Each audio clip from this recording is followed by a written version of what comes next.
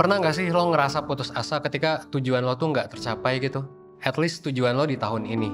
Ya punya cita-cita tapi rata-rata ya cuma jadi angan-angan aja gitu. Atau nggak pernah kita laksanain. Atau kita gagal gitu. Mungkin kita ngerasa kalau usaha kita tuh udah cukup keras untuk sampai ke tujuan itu. Tapi ya nyatanya gagal lagi dan gagal lagi. Apalagi sekarang adalah hari-hari pertama tahun 2021. Mungkin kebanyakan dari lo ya udah nyusun nih banyak banget cita-cita. Tapi bisa jadi khawatir gitu kita. Karena ya cita-cita yang sebelumnya aja belum tercapai. Dan dari dulu itulah yang terjadi.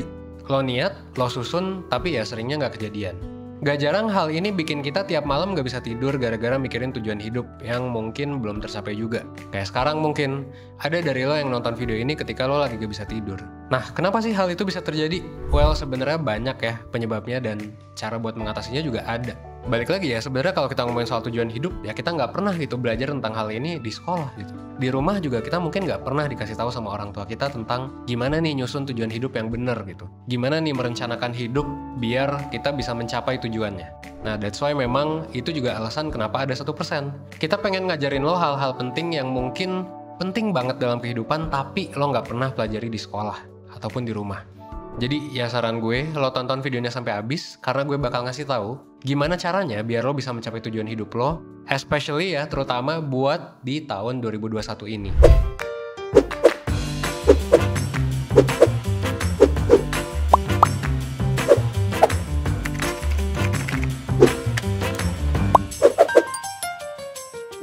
Nah, gagal dalam mencapai tujuan hidup sebenarnya wajar aja untuk terjadi. Nggak semua hal bisa berjalan sesuai dengan apa yang kita pengen. Tapi gimana kalau misalnya itu terjadi berkali-kali gitu? Gagalnya tuh terus-terusan.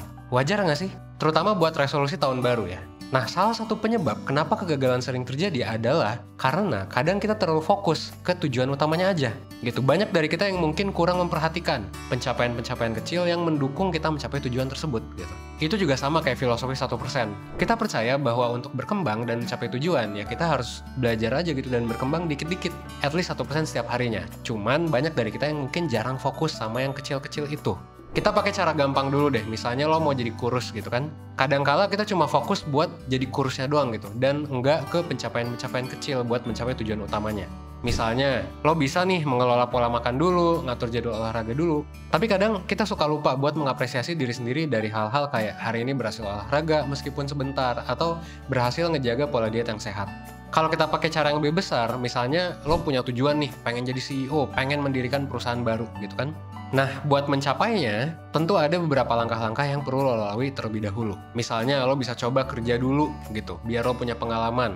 Atau bisa juga untuk cari relasi dulu, atau sekedar ya belajar dulu lah skill-skillnya lewat kursus, lewat workshop, atau kayak lo bisa belajar ke 1%. Misalnya untuk belajar manajemen waktu, untuk belajar kayak nentuin tujuan hidup, untuk belajar kemampuan persuasi, dan lain sebagainya. Nah, hal-hal kecil itu yang sebenarnya penting, mungkin ini sempet lo skip gitu. Nggak semua ya, mungkin nggak semua kayak gini, tapi ya kalau dari yang gue lihat, kebanyakan memang kadang suka skip di progres-progres kecilnya gitu. Padahal memang hal-hal kecil ini penting dan bisa ngebantu lo buat mencapai tujuan utama lo. Karena sebenarnya ya hasil akhir adalah manifestasi dari usaha-usaha yang lo lakukan dan compounding gitu. Jadi sekecil apapun itu nanti bakal jadi bukit. Dikit-dikit jadi bukit gitu. 1% setiap harinya nanti jadi ratusan ribu persen. Tapi wajar juga kok kalau misalnya lo fokus sama tujuan aja. Mungkin ya tujuan akhir itu udah terbentuk di pikiran lo, atau bahkan udah kayak ya memang jadi kebiasaan lo, atau memang itu yang lo pelajari gitu dari dulu. Gitu kan, disuruh untuk nentuin cita-cita, oke kejar cita-citanya gitu kan. Ya dan balik lagi karena kita nggak pernah belajar tentang hal ini gitu. Dan tapi nggak jarang memang kalau kita kayak gitu, ya bisa jadi itu ngebawa dampak buruk ke kita.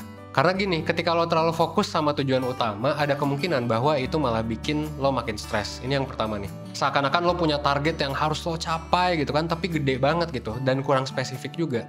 Dan kalau lo menjalani semuanya dengan penuh tekanan, ya bisa jadi malah ngehambat, atau bahkan itu yang jadi bikin lo gagal gitu, ketika lo terlalu fokus sama tujuan gitu ya. Dan selain itu, terlalu fokus sama tujuan akhir juga ngebuat kita lupa sama kemungkinan bahwa ya kita bisa aja gagal gitu. bahwa itu tuh tetap ada gitu untuk kemungkinan gagal itu. Kalau misalnya kita selalu fokus sama tujuannya dan gak nyiapin antisipasi, gak fokus sama prosesnya juga, jadinya ya itu malah ngebuat kita mungkin ketika kita gagal ngerasa kecewa gitu. Mungkin juga lo ngerasain itu sekarang. Balik lagi ya, sebenarnya kalau kita ambil contoh pemain bola deh, udah latihan keras, udah berusaha, tiba-tiba terus cedera gitu, terus gak bisa main bola lagi. Kalau misalnya dia fokus utamanya adalah jadi pemain bola nomor 1 di dunia, ya bisa-bisa cedera ini bikin dia sedih, kecewa, bahkan depresi gitu. Nah gimana caranya biar gak sedih kalau misalnya gagal tiba-tiba cedera terus gak bisa main lagi gitu.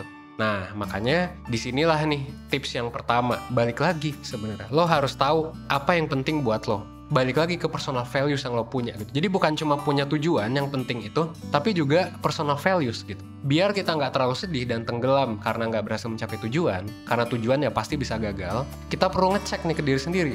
Bukan hanya tujuan hidup kita, bukan hanya tujuan jangka pendek atau jangka panjang, tapi lebih ke apa sih yang sebenarnya penting buat kita, apa sih yang sebenarnya mau kita capai gitu dalam hidup, yang sebenarnya nggak terpengaruh sama gagal atau berhasil gitu.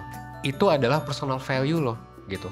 Pakai contoh gue misalnya, gue mendirikan 1% karena gue punya ya kekhawatiran di dunia pendidikan, kesehatan mental, pengembangan diri gitu. Dan ya 1% ini hadir buat ngurangin kekhawatiran gue dan mungkin kekhawatiran tim gue juga dengan seluruh konten dan produknya. Demi ngebuat ya warga Indonesia jadi lebih sehat gitu dan teredukasi. Tapi kalau 1% tiba-tiba bangkrut gitu gimana? Kalau misalnya manajemennya buruk gimana gitu? Terus ada masalah internal kayak gimana? Ada masalah eksternal kayak gimana? Well, ya mungkin masalah itu bikin 1% harus gulung tikar gitu ya. Atau kayak mungkin bikin gue jadi banyak utang lah, mungkin gue jadi di penjara lah. Banyak yang bisa terjadi sebenarnya kan gitu.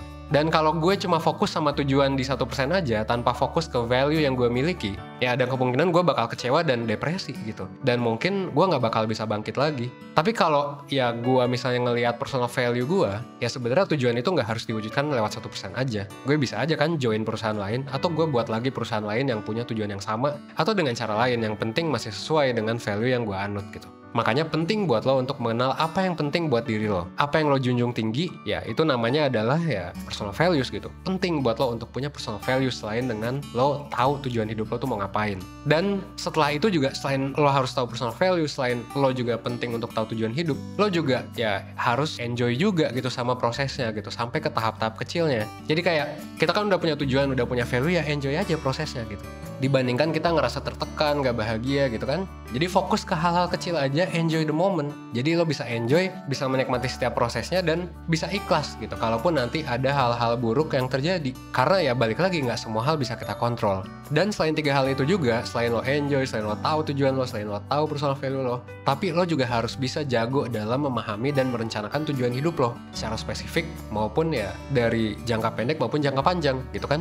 That's why kalau misalnya lo mau nyari tahu gitu ya, atau misalnya pengen belajar nih gimana cara nentuin tujuan hidup, gimana cara nentuin personal values, pengen tahu nih lo tuh kayak gimana sekarang gitu kan. Nah, kalau saran gue, lo ikut kelas online 1% yang judulnya memahami dan merencanakan tujuan hidup gitu. Lo bakal ketemu lagi sama gue di kelas online itu, dan salah satu psikolog terbaiknya 1%, Kak Syabi. Di kelas itu gue bakal ngasih pemaparan soal tujuan hidup dari kesulitan-kesulitannya sampai gimana cara mencapainya. Jadi lo nggak melakukan kesalahan nih, atau bisa meminimalisir lah kesalahan yang lo buat dalam menjalani prosesnya. Di awal lo bakal dapet psikotes, jadi lo tahu nih kondisi psikologis lo tentang tujuan hidup lo tuh kayak gimana saat ini ya. Personal value lo juga lo bakal tahu, dan lo bakal dapet workbook juga untuk ngebantu proses pembelajaran lo. Lo juga bisa berinteraksi sama pembicara, dan yang paling penting ya lo bisa akses kelas online ini kapanpun dan dimanapun, nggak terbatas sama waktu.